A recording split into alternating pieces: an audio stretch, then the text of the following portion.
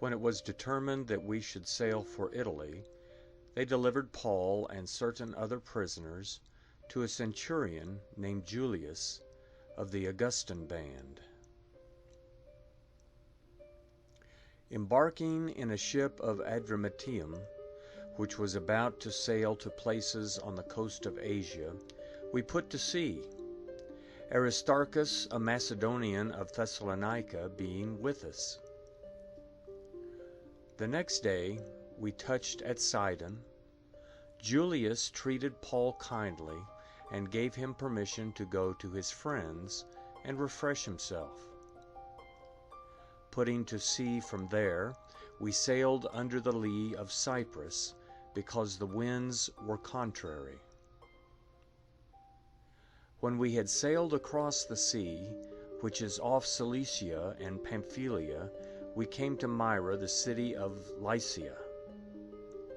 There the centurion found a ship of Alexandria sailing for Italy, and he put us on board. When we had sailed slowly many days, and had come with difficulty opposite Cnidus, the wind not allowing us further, we sailed under the lee of Crete, opposite Salmone. With difficulty sailing along it, we came to a certain place called Fair Havens, near the city of Lasea. When much time had passed, and the voyage was now dangerous, because the fast had now already gone by, Paul admonished them and said to them, Sirs, I perceive that the voyage will be with injury and much loss, not only of the cargo and the ship, but also of our lives. But the centurion gave more heed to the master and to the owner of the ship than to those things which were spoken by Paul.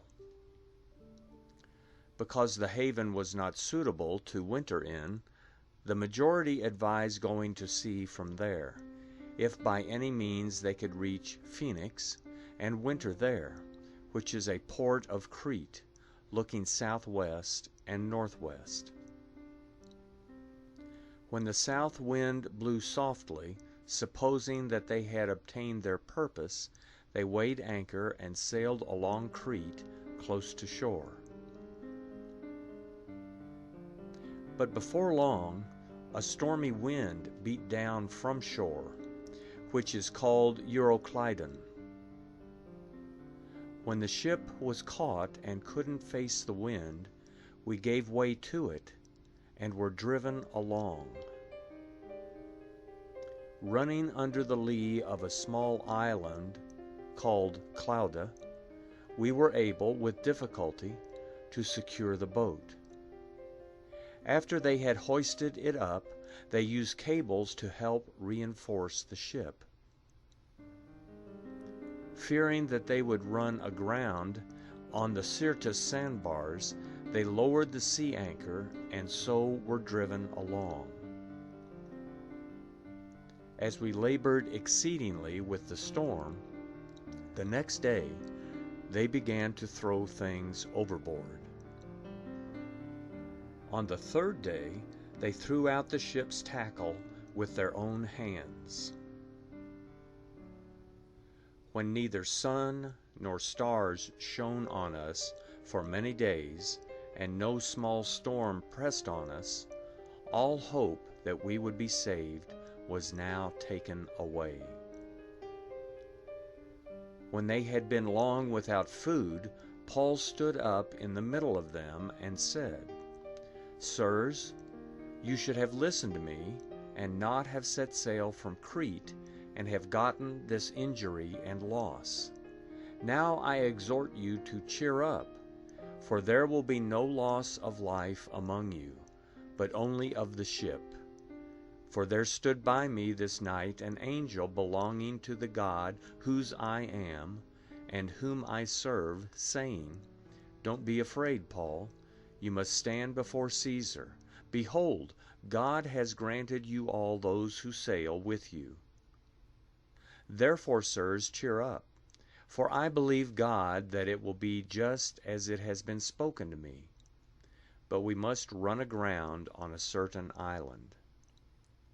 But when the 14th night had come, as we were driven back and forth in the Adriatic Sea, about midnight, the sailors surmised that they were drawing near to some land. They took soundings, and found 20 fathoms.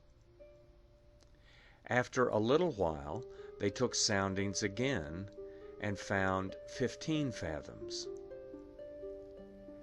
Fearing that we would run aground on rocky ground, they let go 4 anchors from the stern, and wished for daylight.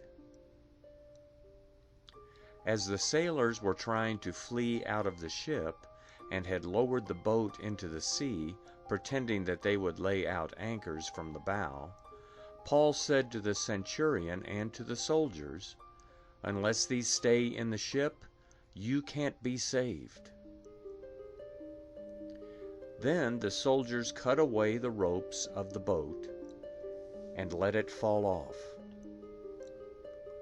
While the day was coming on, Paul begged them all to take some food, saying, "Today is the 14th day, that you wait and continue fasting, having taken nothing. Therefore I beg you to take some food, for this is for your safety, for not a hair will perish from any of your heads." When he had said this, and had taken bread, he gave thanks to God in the presence of all. Then he broke it and began to eat. Then they all cheered up, and they also took food. In all we were 276 souls on the ship. When they had eaten enough, they lightened the ship, throwing out the wheat into the sea. When it was day, they didn't recognize the land, but they noticed a certain bay with a beach, and they decided to try to drive the ship onto it. Casting off the anchors, they left them in the sea, at the same time untying the rudder ropes. Hoisting up the foresail to the wind, they made for the beach.